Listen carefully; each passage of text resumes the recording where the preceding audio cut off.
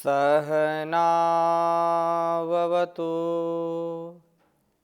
सहनौ भुनक्तु सह वीर्यं करवावहै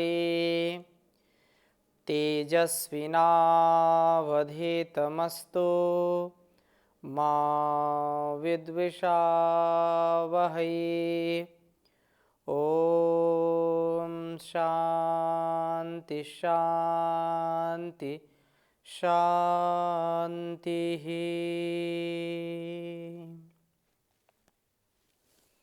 वैदिक जीवन पद्धति की इस कक्षा में आप सभी का हार्दिक स्वागत है, अभिनंदन है। संसार में मनुष्य के लिए सबसे बड़ी यदि कोई सौगात है, सबसे बड़ी यदि कोई प्रसन्नता है, सबसे बड़ा यदि कोई सुख है तो स्वस्थ जीवन।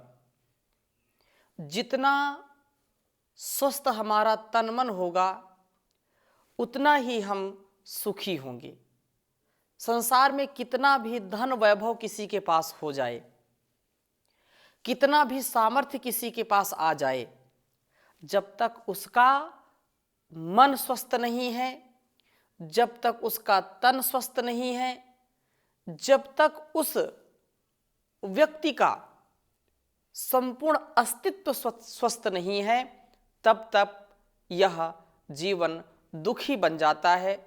दुखमय जीवन व्यतीत करना किसी को भी प्रीतिकर नहीं लग सकता। अर्थात स्वस्थ रहने में ही व्यक्ति को सुखद अनुभूति होती है, उसको आनंदमय जीवन जीने में जो प्रसन्नता का और एक प्रकार से दिव्यता का अनुभव होता है, वह अस्वस्थ व्यक्ति चाहे मन से हो या तन से हो, मानसिक अस्वस्थता हो या शारीरिक अस्वस्थता हो, व्यक्ति को दुखी होना पड़ता है।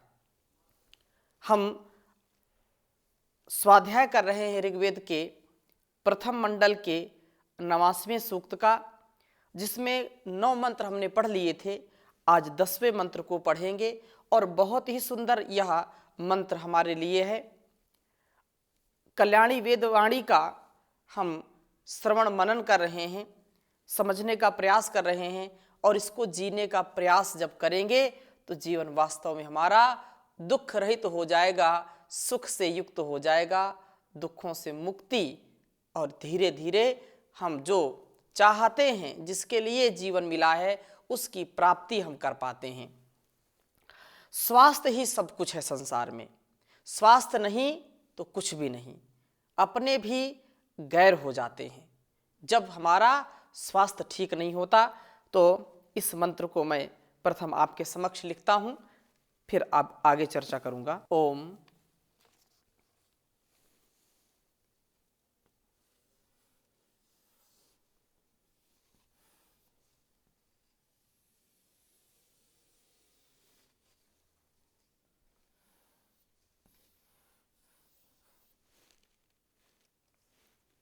आदित्य देव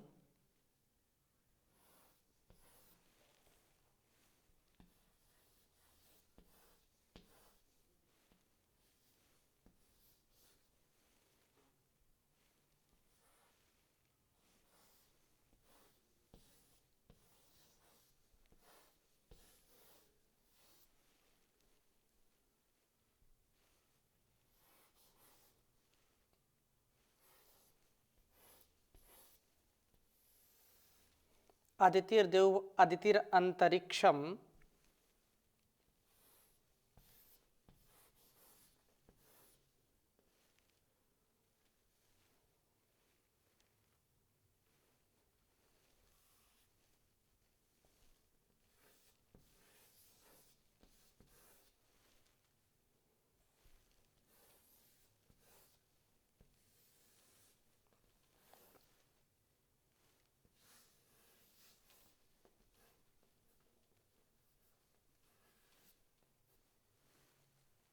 आदितिर माता।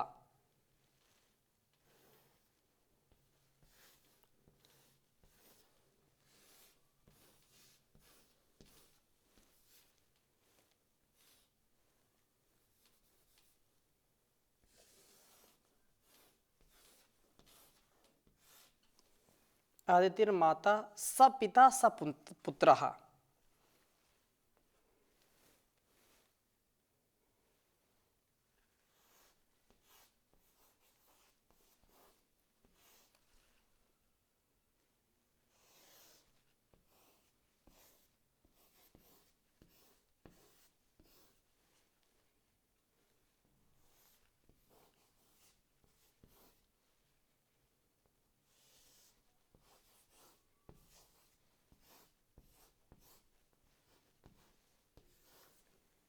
स पिता स पुत्रः विश्वे देवा अदितिः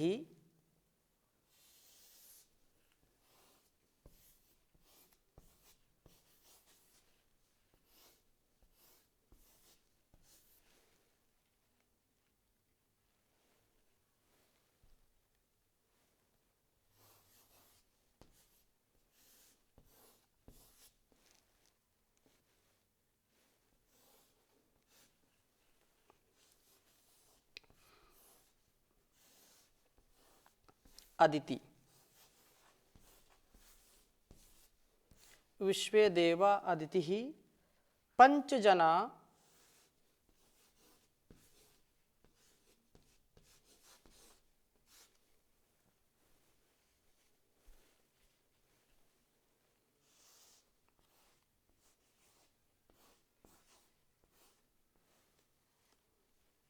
अदितिर्जातम् अदितिर्जनित्वम्।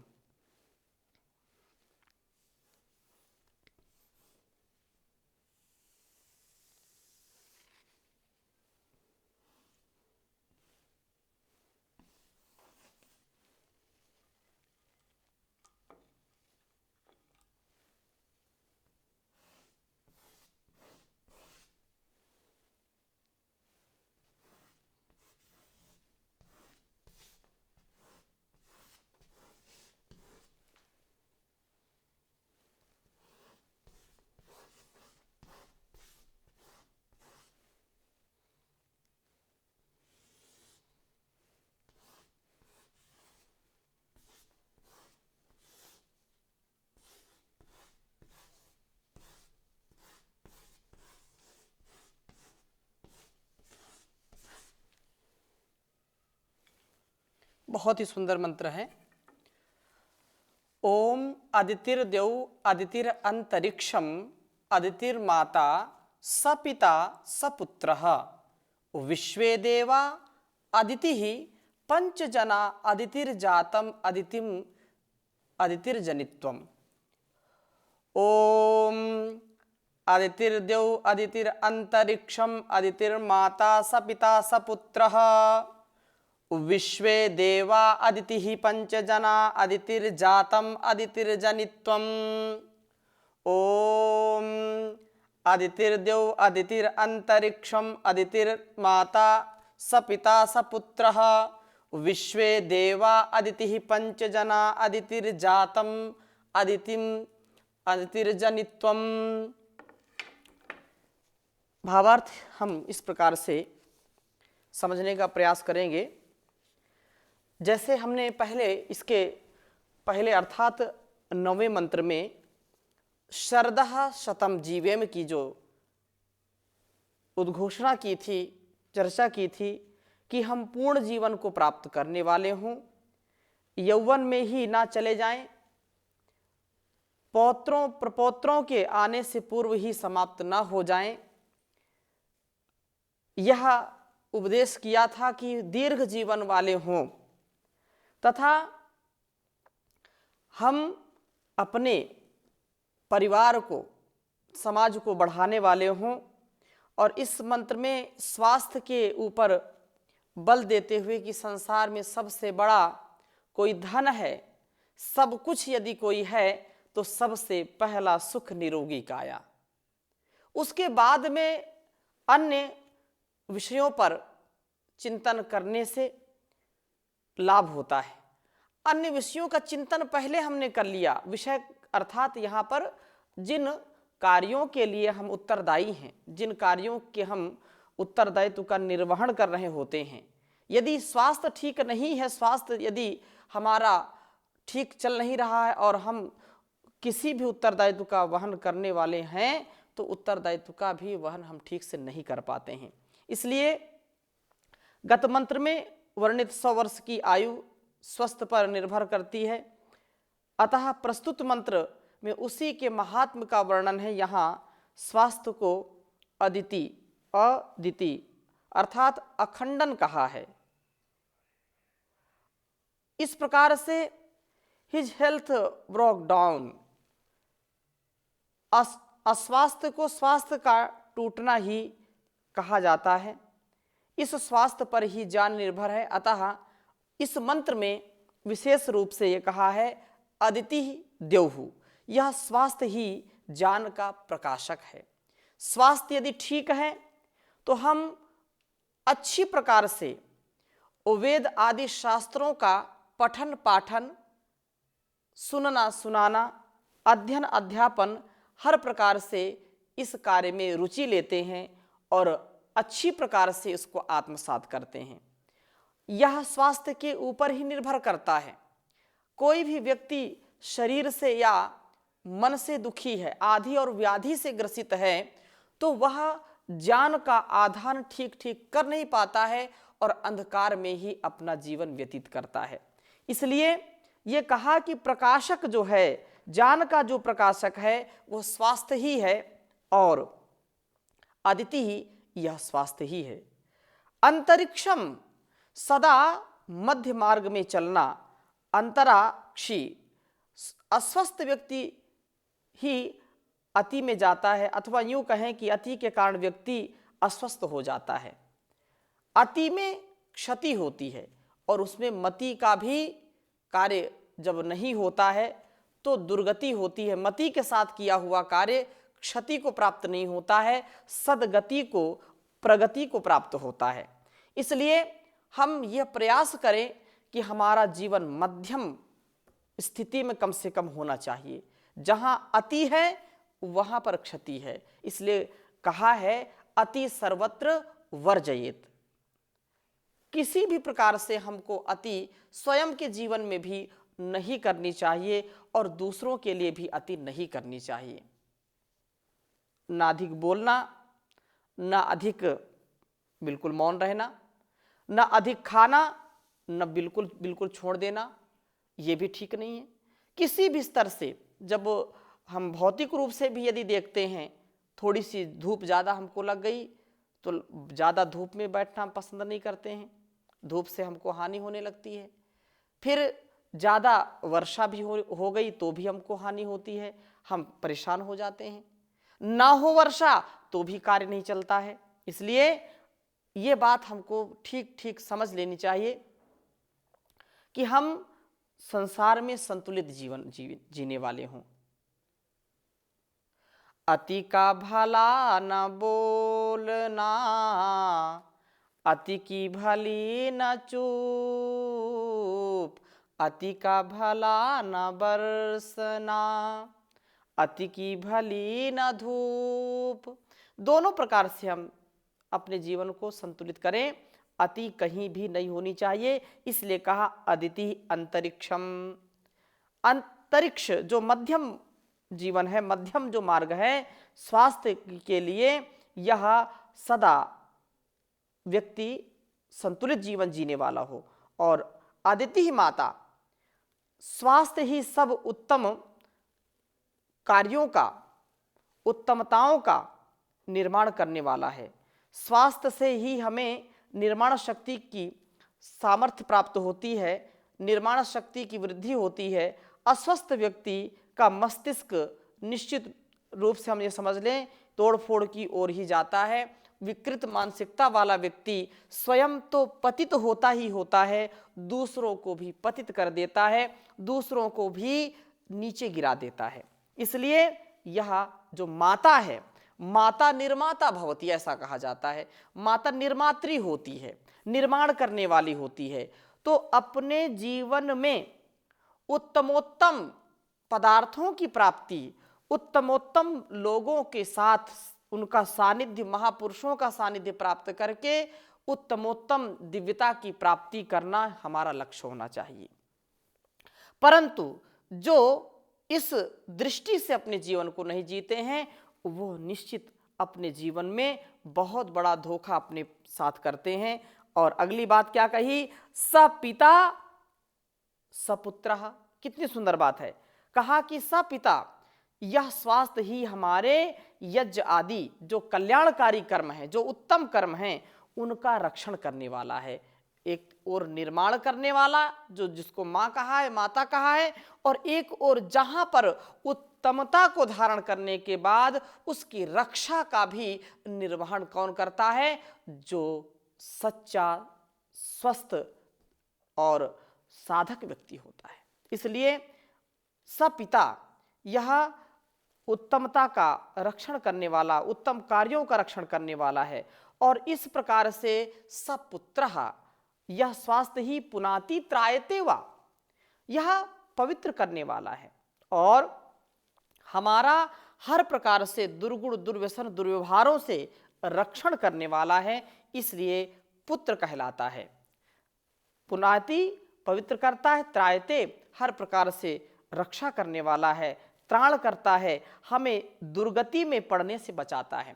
हम कल्पना करें, कल्पना ही सत्य तथ्य है। यह हम अपने स्वास्थ्य को जीवन में बहुत अच्छा समझते हैं और थोड़ी सी भी हमको लगता है कि ये कमी हो गई तो इतना नीचे अपने आप को गिरा लेते हैं कि हमसे ज़्यादा दुखी कोई हो नहीं सकता। हमारे शरीर में थोड़ी सी पीड़ा होती है तो हमको लगता है कि सारे संसार का दुख मैं झेल रहा हूं, और यदि कोई पीड़ा नहीं तो इतना हम अति में चले जाते हैं कि हम दूसरों का भी ध्यान नहीं रख पाते हैं। यह बिल्कुल नहीं होना चाहिए। संतुलित जीवन हो, थोड़ा सा दुख मिले, थोड़ा सा सुख मिले तो सहन करने का सामर्थ्य होना चाहिए। इसलिए यह पुत्र कहलाता है, दुर्गति में पड़ने से हमको बचाता है। यदि हम दुखी हो गए, हमको थोड़ी सी शरीर में कोई पीड़ा हो गई, कोई रोग आ गया, तो दुखी नहीं होना चाहिए, क्योंकि शरीर जब है तो दुख शारीरिक मिलते ही मिलते हैं। आधिदैविक, आदि भौतिक, आध्यात्मिक दुखों से बचा नहीं जा सकता है, लेकिन जान के स्तर पर हम अपने स्वास्थ्य का ध्यान रखते हुए अपनी रक्षा स्वयं करें। हम उन कल्पना करें, हम सच्चा विचार करें, चिंतन करें कि जो लोग चिकित्सालयों में जाकर के देखें, जो लोग बिल्कुल निर्दय होकर के अपने जीवन को दुखी कर रहे हैं, अपने जीवन में दुख पा रहे हैं, कम से कम उनसे हम अच्छे हैं। जो बहुत करुणा के पात्र हैं, जो दया के पात्र हैं, जिनको न खाने का सामर्थ्य है, न सुनने का सामर्थ्य है, न देखने का सामर्थ्य है, ऐसे लोगों का भी जीवन चलता है, वो भी तो दुख पा रहे हैं। तो हम तो कम से कम उनसे ठीक हैं। ऐसी हमको धारणा, ऐसी विचारधारा के साथ आगे बढ़ना चाहिए। जाकर के देखें, हजारों हजारों लोग हॉस्पिटल में महीनों वर्षों से उठ नहीं पाए बिस्तर से, उनका भी जीवन चलता है, उनसे तो हम ठीक हैं।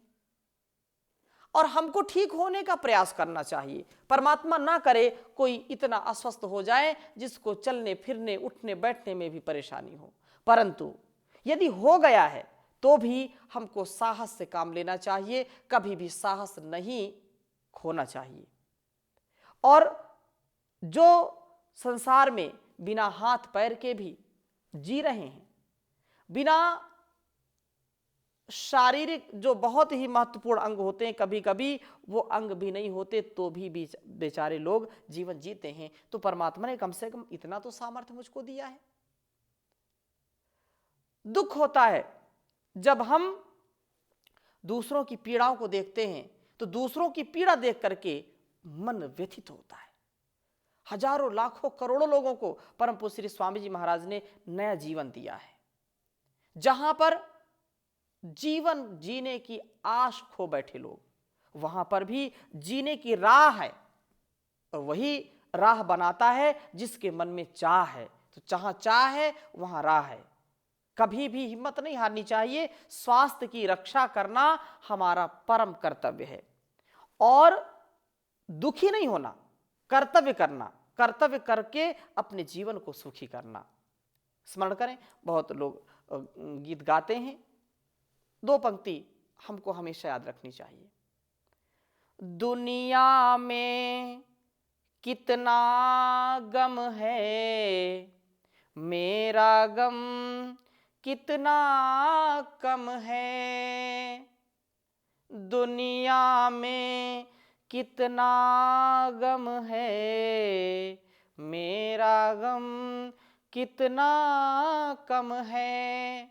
लोगों का गम देखा तो मैं अपना गम भूल गया, मैं अपना गम भूल गया।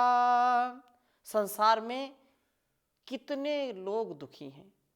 हम दूसरों के दुख को हरने वाले बने, दूसरों की पीड़ाओं को हरने वाले बने, दूसरों के वार को सहने वाले बने, दूसरों की मदद करने वाले बने। ऐसा सामर्थ्य कौन प्राप्त करेगा? जो इस वेदवाणी को आत्मसात करेगा, जो ऐसा जीवन जिएगा, निसंदेह उसी का जीवन सबसे सुंदर होगा। इसलिए कहा पुत्रः स पुत्रः। और अदिति ही स्वास्थ्य ही विश्वे देवाः, सब देव हैं। सब दिव्य गुणों का विकास स्वास्थ्य से ही होता है। स्वास्थ्य ठीक है तो शरीर भी हमारा स्वस्थ रहेगा, और शरीर हमारा स्वस्थ रहेगा तो संसार के स्वास्थ्य की हम कल्पना करेंगे, संसार के स्वास्थ्य की चिंता करेंगे, संसार की व्यष्टि से समष्टि के कल्याण की जो भावना है वो प्रबल होगी। लेकिन जब हम स्वयं ही अस्वस्थ हैं, स्वयं ही लाचार हैं, स्वयं ही चल नहीं पाते हैं, स्वयं बोल नहीं पाते, स्वयं उठ नहीं पाते, स्वयं खा पी नहीं पाते, स्वयं अपने जीवन को ठीक ठीक जी नहीं पाते, तो दूसरों की सहायता हम कैसे करेंगे? इसलिए सामर्थ्यशाली बने, सामर्थ्य को प्राप्त करें। और अगली बात क्या कही? पंचजना, ये पंच कोशों के 5 विकास अदिति इस स्वास्थ्य पर निर्भर करते हैं। अन्नमय कोश का तेज, प्राणमय का वीर्य, मनोमय का ओज व बल, और विज्ञानमय का मन्यु, तथा आनंदमय का सहस। स्वास्थ्य मूलक ही है। संक्षिप्त में यदि हम कहें, जातम, जो विकास आज तक हुआ अथवा जनित्वम जो आगे होने वाला है, वह सब अदिति ही, स्वास्थ्य की ही है, स्वास्थ्य पर ही आश्रित है। यदि व्यक्ति का चिंतन स्वस्थ नहीं है, व्यक्ति का कर्म भी स्वस्थ नहीं हो सकता है। व्यक्ति का संपूर्ण अस्तित्व उसके स्वास्थ्य पर निर्भर करता है। स्वास्थ्य है क्या? स्व, जो हम स्वयं हैं, और स्था गति निवृत्तौ, अपने आप में ठहर जाना, अपने स्वरूप में अवस्थित हो जाना। तदा दृष्टुः स्वरूपे अवस्थानम, अपनी सत्ता, अपनी व्यवस्था को ठीक ठीक समझ लेना, आत्म स्वरूप को समझ लेना, आत्मस्थ हो जाना, स्वस्थ हो जाना। जब व्यक्ति ऐसी स्थिति को प्राप्त करता है तो निश्चित रूप से हमको यह आनंद विभोर करने वाली जो स्थिति होती है, जो भावना होती है, वह निसंदेह पूरी होती है। इसलिए बहुत ही सुंदर इस मंत्र से हमको शिक्षा मिलती है कि अपने स्वास्थ्य को हम ठीक करें और हम स्वस्थ रह करके स्वास्थ्य के महत्व को समझ करके आगे बढ़ें, क्योंकि स्वास्थ्य पर ही सब कुछ निर्भर करता है। इसलिए कहा सर्वमन्यत परित्यज्य शरीरम अनुपालित, सारे कार्यों को छोड़ करके व्यक्ति को सबसे पहले अपने शरीर का, तन मन का स्वास्थ्य ठीक करना उसका प्रथम कर्तव्य होता है। यह उसका पहला कर्तव्य है, पहला कर्म है।